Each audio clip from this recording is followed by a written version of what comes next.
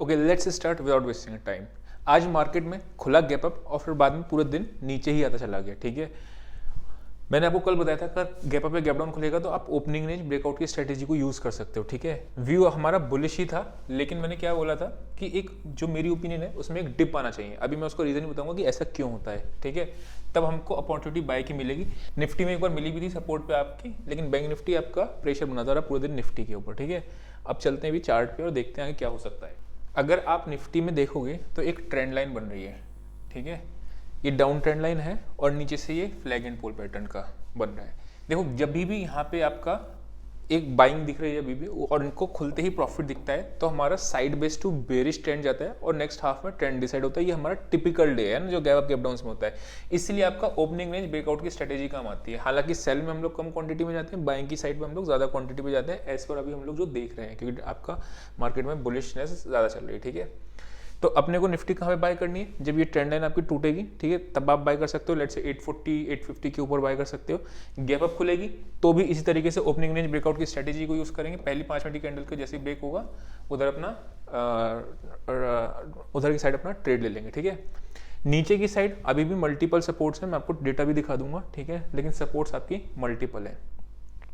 Somewhere around आपका यहाँ पे आपका 5 EMA बना था, यही 700 से 770 से 800 अपना सपोर्ट जोन था। करेक्ट, इसी के दौरान एक आपको कोई भी पॉजिटिव सिग्नल मिल जाए तब आप बाय कर सकते हो। यहाँ पे बन रहा था, बना नहीं था, अगर आपने किया हो तो यहाँ पे आपका एसएल हिट हुआ होगा। करेक्ट, लेकिन आपको सेकंड वाले ट्रेड मिल गया। मैंने भी यहाँ पे इस पे एंट्री ली थी। ठीक है, समवेयर अराउंड 805 के आसपास मार्केट ऊपर गया, लेकिन क्लोजिंग पे मैं निकल गया। रीजन क्या था? अगर प्रॉफिट हो रहा होता 840 850 के आसपास क्लोज होती तो मैं होल्ड करता हूँ, प्रॉफिट नहीं हो रहा था तो मैं इंट्राडे में ही काट के निकल जाता हूँ। ठीक है, वो चीज़ है। अगर वन डे का चार्ट देखेंगे तो आपको ऑब्वियसली एक रेड कैंडल मिलेगी ऊपर के लेवल पे। अभी भी कोई ट्रेंड रिवर्सल नहीं है, ऐसा नहीं कि कोई भी ट्रेंड रिवर्सल का सिग्नल हो, it's just a red candle ऐसी बन सकती है। ठीक है, वो चीज़ अब यहाँ पे गया है। ठीक, थोड़ा सा भी रिट्रेस करके देन कंटिन्यू आगे कर सकती है। अभी डेटा देखेंगे कि सपोर्ट्स कहाँ पे आ रही हैं और रेजिस्टेंस कहाँ पे आ रही है, सो दैट अपने को एक आइडिया लग जाए। निफ्टी की बात करता हूँ तो इमीडिएट रेजिस्टेंस अभी कहाँ आ रही है? 19,000 पर। ठीक है, कहाँ? ये आपकी 40 लाख कॉल्स ऐड हुई हैं, 31 लाख आपकी पुट ऐड हुई हैं।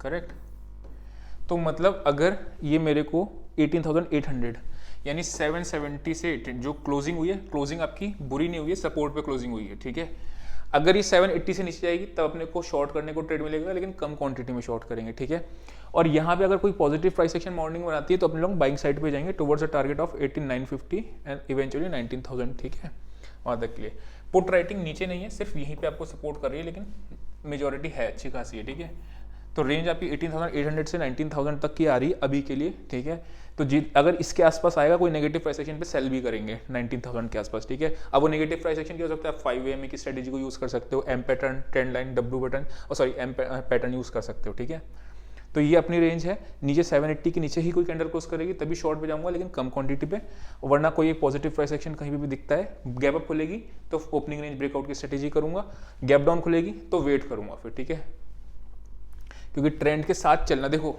इंट्राडे ट्रेडिंग में का ना जो चीज़ होती है, आपको ट्रेंड के अगेंस्ट नहीं जाना होता है ट्रेडिंग में। अगर आप ट्रेंड के अगेंस्ट जा रहे हो तो दिक्कत हो जाती है फिर उस केस में। ठीक है, अगेंस्ट जाओ ट्रेंड के तो कम क्वांटिटी में जाओ। बैंक निफ्टी का भी डेटा देख लेते हैं एक बार, उसके बाद फिर चार्ट पे चलते हैं। बैंक निफ्टी में पेन ज़्यादा क्यों था? बिकॉज आपका ICICI बैंक जो था वो ज़्यादा पेन आज दिखा रहा था, इसलिए बैंक निफ्टी नीचे थी। हालांकि PSU बैंक्स में लास्ट में तेज़ी दिखी थी, SBI हो या कैनरा बैंक हो या बैंक ऑफ बड़ौदा हो। ठीक है, अगर मैं बात करता हूँ इसमें 43,500 पे अपनी मेजॉरिटी कॉल रेटिंग है, 43,000 पे आपकी ये है। अब हमको बड़ा वाला जो ब्रेकआउट का वेट करना है कि एक बड़ा ब्रेकआउट आएगा, वो आएगा 43,550 के ऊपर। जब ये वाले कॉल लेटर्स आपके ट्रैप होंगे तब आपका एक मेजर ब्रेकआउट आएगा। मेजर ब्रेकडाउन कहाँ पे आएगा? 43,000 के नीचे, नहीं तो 43,000 के आसपास कोई पॉजिटिव प्राइस एक्शन मिले या फिर 43,500 के आसपास कोई नेगेटिव प्राइस एक्शन मिले। यहाँ के आसपास कोई नेगेटिव मिलता है तो सेल करेंगे, यहाँ के आसपास कोई पॉजिटिव मिलता है तो बाय करेंगे। ये अपनी एक रेंज हो गई।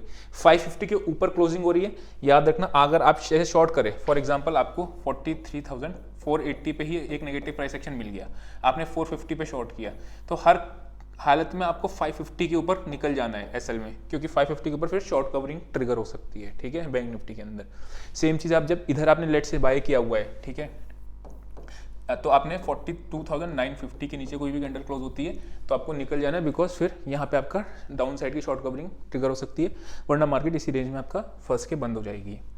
अभी देखते हैं अपने लोग इसका चार्ट। बैंक निफ्टी में अगर आप देखोगे है ये एक नेगेटिव कैंडल, बट आपका जिस रेंज पे आपकी कंसोलिडेशन हुआ था वहीं दोनों ही सपोर्ट पे बंद हुई हैं, ठीक है। दोनों सपोर्ट पे बंद होती हैं तो कभी भी शॉर्ट तो नहीं करना चाहिए सपोर्ट पे आके, रेजिस्टेंस पे आके बाय नहीं करना चाहिए, सपोर्ट पे आके आपका सेल नहीं करना चाहिए। जब टूट जाए आइदर साइड तब आपको ट्रेड लेना चाहिए, ठीक है। अच्छा एक चीज़ और है, जब भी कोई चीज़ टूटती है सपोर्ट या रेजिस्टेंस, उस केस में अगर आप डेटा मिला दोगे साथ में तो आपको एक अच्छा ट्रेड मिल जाएगा, ठीक है। अगर मैं बात करता हूँ इसका 15 मिनट्स का चार्ट, इसमें कहाँ पे बाइंग या सेलिंग बन रही है वो देखते हैं इंट्राडे के लिए। यहाँ पे एक बेरिश फ्लैग है, इस टाइम पे डब्ल्यू नहीं बना था। अब लोग गलती कहाँ करते हैं, यहाँ पे आपको एक सपोज डब्ल्यू मिल रहा था, ठीक है, 5 मिनट्स के चार्ट पे। दिस नेकलाइन इज आपका 325 का लेवल, ठीक है। अब 325 के लेवल पे आपको क्रॉस किया नहीं, आपने यहीं पे अगर कोई बाय कर लोगे तो आपका ऐसे हिट होने के चांसेस ज्यादा है ना। पैटर्न को इस पे बनने दो पहले, ठीक है, उसके बाद ट्रेड लो। दिमाग में पैटर्न मत बनाओ कि दिमाग में पैटर्न बन जा रहा है पैसा करके, ठीक है। सेम चीज अगर इसमें बेरिश पैटर्न बन रहा है 5 मिनट्स पे आपको ब्रेक डाउन देती है तब ट्रेड करो, वरना ट्रेड नहीं करो। दिमाग में मत पहले से मत बनाओ कि बेरिश बनेगा नहीं बनेगा। वो जब आपको डेटा करना आ जाएगा अच्छे से तब आपको थोड़ा सा आइडिया लग जाएगी ब्रेकआउट आने वाला है, ब्रेक डाउन आने वाला है, ठीक है। अभी इसमें भी सेम चीज़ है, अगर आप देख रहे हो this is your trend line, ठीक। अगर आप नीचे से करोगे तो आपका ये बुलिश फ्लैग है। हमेशा याद रखना इंट्राडे ट्रेडिंग में आपका जो माइंडसेट होता है वो बिल्कुल आज ही के लिए होता है, मतलब आज ही को कोई एग्जिट करना है तो उसमें मेरे टारगेट और एसएल भी छोटे होते हैं। अगर आप स्विंग ट्रेडिंग करोगे, अगर आप ध्यान से देखो, लेट से आप इंट्राडे ट्रेडिंग कर रहे हो तो ये आपको बेयरिश फ्लैग दिख रहा है, अगर आप थोड़ा स्विंग ट्रेडिंग कर रहे हो तो ये आपको बुलिश फ्लैग बन रहा है, ठीक है ना। तो आप जब भी हॉराइजन को समझो, अगर आपको ट्रेड 3 दिन 4 दिन के लिए होल्ड करना है तो पॉजिटिव व्यू है, अगर इंट्राडे का करना होता तो आपके लिए नेगेटिव व्यू है। तो वो टाइम फ्रेम जैसे जैसे आप चेंज करोगे आपको आइडिया लग जाएगा, ठीक है। सपोर्ट कहाँ है इसमें, हमने उसमें देख ही लिया था, चार्ट पे भी आपकी 42,950 के आसपास आपकी सपोर्ट आ रही है, ठीक है। ऊपर में आपकी रेजिस्टेंस अभी 500 के आसपास की आ रही है। ये तो आपको खुल गया था गैप अप, इसलिए आपका थोड़ा सा 500 के क्रॉस हो गया था, वरना 550 के ऊपर ही शॉर्ट कवरिंग को ट्रिगर होगा। एक जगह वहाँ बाय कर सकते हैं, या फिर आपका यहाँ पे शॉर्ट करना हो अगर तो इस लेवल के आसपास जो नेगेटिव प्राइस एक्शन बन जाए तो शॉर्ट भी कर सकते हैं, ठीक है। तो वो चीज़ है, बहुत ज़्यादा मतलब कॉम्प्लिकेटेड नहीं है मार्केट, ईजी सा है, अभी कोई ऐसा वो नहीं है। तो आई होप आपको समझ में आया होगा किस तरीके से गैप अप या गैप डाउन होता है, उसमें साइकोलॉजी कैसे काम करती है, करेक्ट। इसीलिए सबसे बेस्ट तरीका होता है 5 मिनट की ओपनिंग रेंज ब्रेकआउट की स्ट्रेटेजी।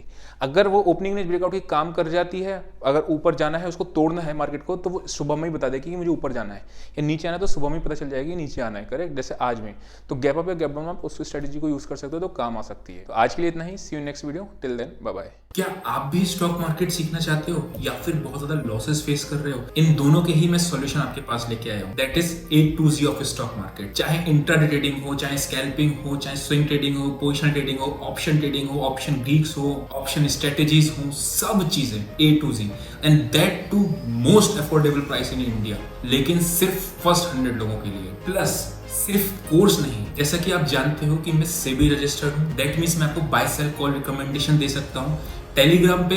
इसके साथ मैं आपको 1 मंथ का एक्सेस दूंगा, सो दैट जो आपने सीखा है वो आप उसको अप्लाई भी कर सको और मेरी थोड़ी सी हेल्प हो जाए, जिससे आप प्रॉफिटेबल ट्रेडर बन सको। सिंपली आपको व्हाट्सएप पे इस पे लिख देना है high A to Z stock market, और ये इस पे व्हाट्सएप कर देना है। और अगर आप फ्री ऑफ कॉस्ट सीखना चाहते हो कि वेदर मैंने ट्रेडिंग प्रॉफिट खुद किया है नहीं किया है, तो आप यूट्यूब चैनल को सब्सक्राइब कर लेना, उसमें आपको डेली बेसिस की वीडियोस मिल जाएंगी जिससे आप लर्निंग मिल सकती है। और अगर आप भी स्टॉक मार्केट में ट्रेडिंग या इन्वेस्टिंग करते हो तो इस चैनल को सब्सक्राइब कर सकते हो।